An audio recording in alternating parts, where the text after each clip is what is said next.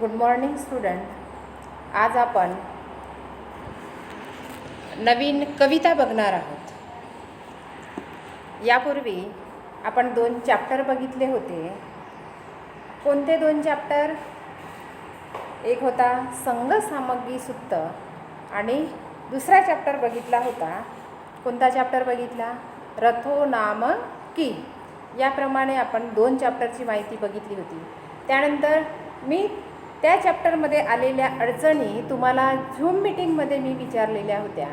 आता काहींनी zoom meeting attend केली, काही विद्यार्थ्यांनी अटेंड केली नाही. कोणाचा नेट प्रॉब्लेम असेल तर कोणाचा कुठला प्रॉब्लेम, ॲज यू विश. तुम्हाला काय वाटतं, परंतु तुमचा म्हणजे कुठलाही नुकसान होऊ नये आणि म्हणून त्यासाठी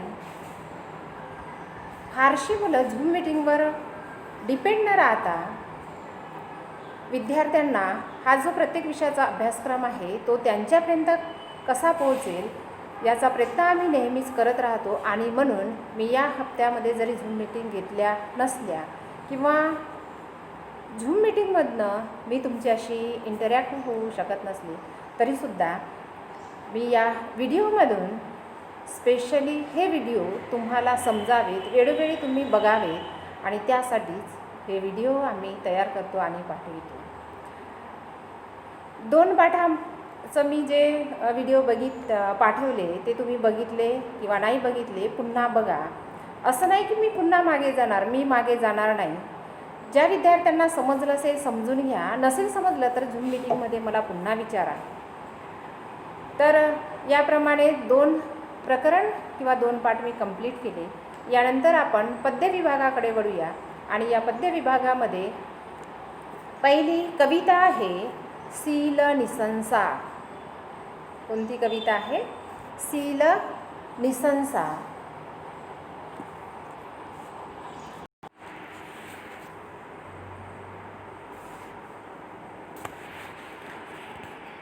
बघा, आपण यामध्ये नंबर 2ची कविता आहे सीला निसंसा. कवितेचं नाव आहे सीला निसंसा. आता तुमच्या मनामध्ये हा विचार येऊ शकतो की मॅडमनी पहिल्या नंबरची कविता का बरं नाही घेतली? तर मी यापूर्वी पण तुम्हाला सांगितलेलं आहे की तुमच्या अभ्यासक्रमातून यावर्षी, फक्त यावर्षीकरिता आपल्या यावर्षीच्या म्हणजे जो कोरोनाचा जो प्रादुर्भाव झालेला आहे त्या प्रादुर्भावाला पाहून यावर्षी पहिली जी कविता आहे ती पहिली कविता सिंगाल सुत्त ही कविता तुमच्या अभ्यासक्रमातून वगळण्यात आलेली आहे. आता ही कविता वगळण्यात आल्यामुळे ही आणि एक आहे ईन सुत्त, याप्रमाणे 2 कविता वगळण्यात आलेल्या आहेत. तर पहिल्या कवितेला वगळल्यानंतर मी सुरुवात करीत आहे दुसऱ्या कवितेला सीला निसंसा.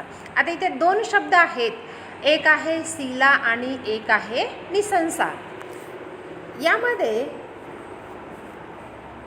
सीला हा जो शब्द आहे, सीला म्हणजे शिलाची, सीला म्हणजे शिलाची आणि निसंसा म्हणजे प्रशंसा. निसंसाचा अर्थ होतो प्रशंसा. प्रशंसा, स्तुती किंवा शिलाचे महत्त्व. याप्रमाणे या पाठामध्ये आपल्याला शिलाचे महत्त्व अभ्यासायचे आहे. तर मग शिलाचे महत्त्व का अभ्यासायचे आहे आणि हा पाठ आपल्या पाठ किंवा ही कविता इयत्ता 12वी करिता का बरं घेण्यात आलेली असेल? तर यामध्ये महत्त्वाचं असं आहे की शील आपण पाहतो आहोत आपल्या अवतीभोवती जो स्वैराचार बोकाळत चाललेला आहे, जो स्वैराचार माजलेला आहे, त्या स्वैराचाराला आळा घालण्याकरिता एकमात्र मूलमंत्र आहे, एकमात्र विचार आहे. तो विचार म्हणजे तो एक मूलमंत्र, ते एक मूल्य आहे शील. जे शील तुमच्या आमच्यामध्ये म्हणजे जे बिहेवियर, जे व्यवहार तुमच्या आमच्यामध्ये आहे, परंतु त्या व्यवहारातून आपल्याला शीलाची निर्मिती करायची आहे आणि ते शील तुमच्यामध्ये कोणकोणता बदल घडवून आणू शकतात? तर माणसाला एक सदाचारी व्यक्तिमत्व निर्माण करून देते ते शील. समाजामध्ये वावरताना तुमच्यामध्ये असणारं जे नीतिमूल्य आहे, नैतिक मूल्य आहे. आता नैतिक मूल्य म्हणजे एकमेकाशी बंधुभावाने वागलं पाहिजे, कुठल्याही प्रकारचा भेदभाव न करणे, त्याचप्रमाणे इतरांना सुद्धा सदाचाराची वागणूक देणे इत्यादी मूल्यांची जाणीव किंवा मूल्यांची वृद्धी करणं हे या शील निसंशय या कवितेतून आपल्याला अभ्यासायचं आहे. मग यामध्ये भगवान बुद्धांनी शीलाचे महत्त्व कशा प्रकारे स्पष्ट केलेलं आहे हे आपल्याला या कवितेतून बघायचं आहे. तर बघूया आपण की या पाण्यामध्ये भगवान बुद्ध आणि पाणी आपल्याला या चित्रामध्ये दिसत आहे. तर तुम्ही कदाचित ऐकलं असेल किंवा कुठल्या पिक्चरमध्ये किंवा कुठल्या सिरियल असेल की ब्राह्मण लोक, इवन ब्राह्मणच नाही तर ज्यांचा अंधश्रद्धेवर विश्वास आहे, जे मूर्तीपूजेला महत्त्व देतात, अशा लोकांसाठी मी सांगत आहे की असे जे लोक आहेत ते स्वतः मात्र कुठल्याही वाईट गोष्टी करतात, आपल्या मनामध्ये पापी वृत्ती बाळगतात आणि केलेल्या पापापासून आपल्याला मुक्ती मिळावी म्हणून मात्र ते कुठेतरी एखाद्या नदीमध्ये जाऊन किंवा एखाद्या पवित्र स्थानावर जाऊन, ज्या ठिकाणी पाण्याचा साठा आहे, मंदिर आहे, त्या ठिकाणी नदी असेल, कुठेतरी असेल, आणि अशा ठिकाणी जाऊन ते डुबकी मारून येतात, स्नान करून येतात. जसं की गंगा स्नान म्हटलेलं आहे.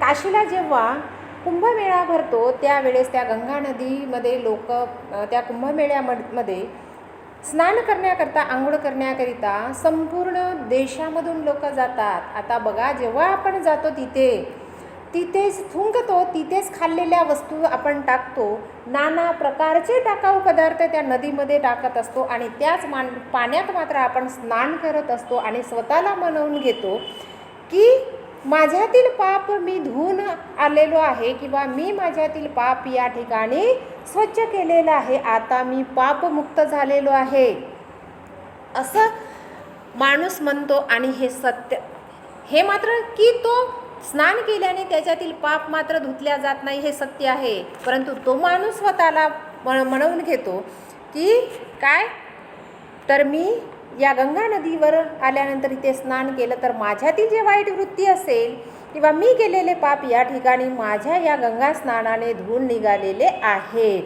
आणि याच प्रकारचा या ठिकाणी एक ब्राह्मण स्नान करण्याकरिता जातो आणि त्या ब्राह्मणाला भगवान बुद्ध या पाण्याने तुझे पाप धुतले जात नाही, तर तुझ्यातील जी काही वृत्ती आहे, व्यवहार आहे, त्या व्यवहाराला बदलून सदाचारी वृत्ती निर्माण कर, तुझ्यातील शील जागृत कर, तरच तुझे पाप धुतल्या जातात.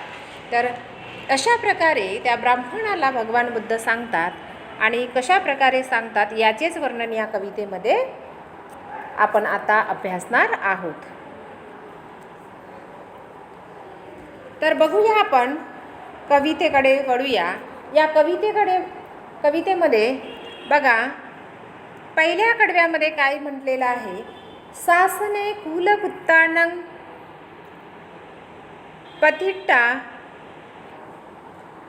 नथी विना. एक एक शब्दाकडे लक्ष द्या. मी जसं वाचते स्वतःसुद्धा त्याचं प्रोनाऊन्सिएशन काढण्याचा प्रयत्न करा. कदाचित तुम्ही वाचन कराल तर एक ना एक शब्द तुमच्या लक्षात राहील आणि जेव्हा परीक्षा येते त्यावेळेस तुम्हाला असं वाटेल की नाही, मॅडमनी शिकवलेला, मी वाचलेला ह्या पाठातील किंवा ह्या कवितेतील हा शब्द आहे. आणि या कवितेचा भाषांतर असा होता, या पाठाचा भाषांतर असा होता आणि त्याप्रमाणे या ठिकाणी सांगितलेलं आहे. याची आठवण नक्कीच तुम्हाला झाल्याशिवाय राहणार नाही. म्हणून थोडंफार तुम्ही याचं उच्चार काढून बघा.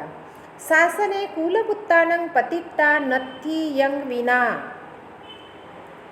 अनिसंसंग परिच्छेद तस्य शीलस्य को वदे न गंगा यमुना चापी सरयू वा सरस्वती, नीनग्गा वा अचिरवती, मही वापी महानदी,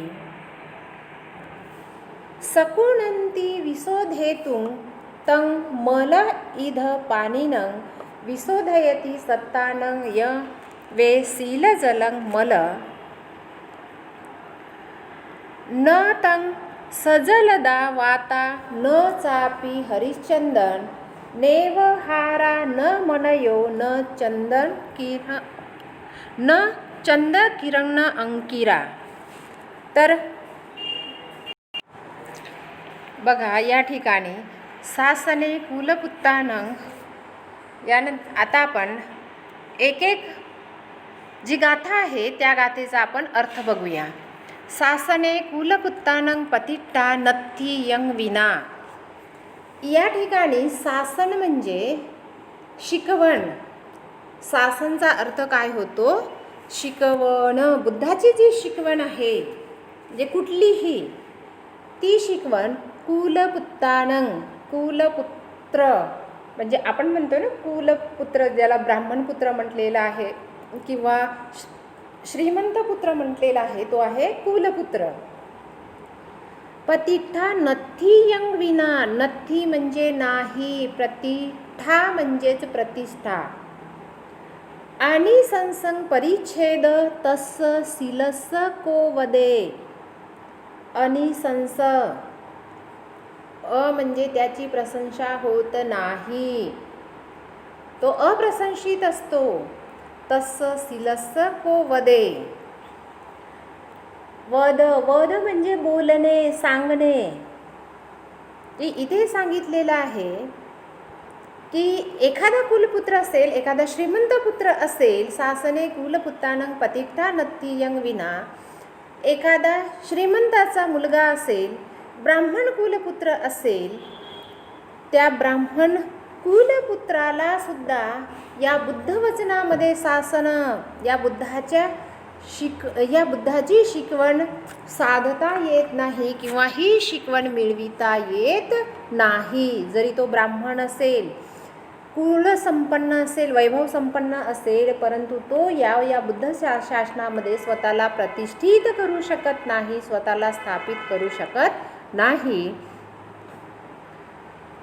अनिसंसंग परिच्छेद. या ठिकाणी याला म्हणतो की परिच्छेद म्हणजे असं म्हटलं, परिच्छेद त्याचा अर्थ या ठिकाणी सीमा, मर्यादा. आणि संस परिच्छेद तस्स सिलस को वदे. तो कुठल्याही ठिकाणी बुद्धवचनाला आत्मसात करू शकत नाही किंवा बुद्धवचन तो शिकू शकत नाही, तर कारण त्याच्यामध्ये शील नाही, त्याच्यामध्ये शील नाही किंवा तो शीलयुक्त नाही. आणि संसंग परिच्छेद, त्याला मर्यादा पडलेल्या आहेत आणि त्यामुळे तो बुद्धवचन ऐकू शकत नाही किंवा बुद्धवचनात प्रस्थापित किंवा प्रतिष्ठित होऊ शकत नाही. तस्स सिलस्स को वदे. तर त्याला हे सुद्धा सांगता येत नाही की शिलाचे महात्म्य किंवा शिलाची प्रशंसा, शील कसा असतो, शिलाची प्रशंसा कशी केली जाते, हे सुद्धा तो स्वतःच्या तोंडून सांगू शकत नाही. परत एकदा सांगते, एखादा कुलपुत्र असेल, श्रीमंत असेल, परंतु त्याच्यात मात्र त्याचा व्यवहार मात्र सदाचारी नसेल, तर तो कुठल्याही प्रकारे बुद्ध शासनात प्रतिष्ठित होऊ शकत नाही. ज्याला इतरांशी चांगलं वागायचं आहे किंवा पापापासून मुक्त राहायचं असेल, तर त्याला शिलाचं महात्म्य कळलं पाहिजे किंवा शिलाचे महत्त्व कळले पाहिजे. शिलाची प्रशंसा त्याला करता आली पाहिजे. त्यानंतर नंबर 2 आहे, न गंगा यमुना चापी सरयू वा सरस्वती. न गंगा यमुना तापी सरयू वा सरस्वती, ह्या सगळ्या नदीचे नाव आहे. तुम्हाला माहीतच आहे, गंगा नदी आहे, यमुना नदी आहे, शरयू नदी आहे, सरस्वती नदी आहे. नीनग्गा वा अचीवरती, नीनग्गा म्हणजे जी वरून खाली वाहत आहे ती नदी. मही वापी महानदी, मग ती मही नदी असो किंवा महानदी असो. या ठिकाणी काय सांगितलं आहे की गंगा किंवा यमुना नदी असो, शरयू वा सरस्वती नदी जरी असेल, जी वरून खाली वाहत येणारी अचीवरती नदी असेल, महानदी असेल किंवा मही नदी असेल, ही नदीसुद्धा तुमचे पाप धुवू शकत नाही, तुम्हाला स्वच्छ करू शकत नाही. तर तिसऱ्या गाथेमध्ये काय सांगितलं आहे बघा. सकुनंती विशोधेतुं तं मलं ईद पाणिनं. तर हे सगळं म्हणजे जे तुम्ही महानदीमध्ये गेले असाल, गंगा नदीमध्ये गेले असाल, तिथे स्नान करून आले असेल, तरी तुमच्यातील जे मळ आहे, जे चित्तविकार आहेत, ते मात्र धुतल्या गेलेले नाही. तर त्या सकुनंती विशोधेतुं, विशोधेतुं म्हणजेच विशुद्ध, शुद्ध. तं मल इद पाणिनं, पाणिनचा अर्थ होतो प्राणी. पाणी याचा अर्थ होतो प्राणी. जे जीवजंतू आहेत, जे प्राणी आहेत, ते प्राणी कशा प्रकारे शुद्ध होतात. विशोधयती सत्तानं यं वे शील जलं मल. तर ते विशोधयती स्वतः स्वतः शिलाला धारण करू शकत असतील, तरच त्यांच्यातील शीलजलं, शीलयुक्त पाणी हे त्यांच्यातील मळ किंवा चित्तविकार धुवून काढते. परत एकदा बघा काय म्हटलेलं आहे की जी गंगा नदी आहे, शरयू नदी आहे, सरस्वती नदी आहे, यमुना नदी, महानदी जरी असेल, तरी तुमच्यातील चित्तविकाराला ती स्वच्छ करू शकत नाही, धुवू शकत नाही. तर कोण स्वच्छ करू शकते की ज्याचं चित्त हे विशुद्ध आहे, शुद्ध आहे.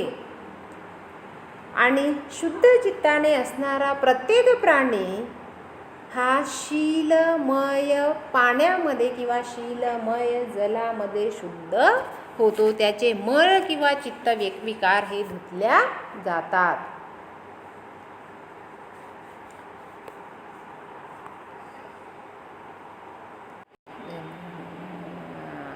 बंद.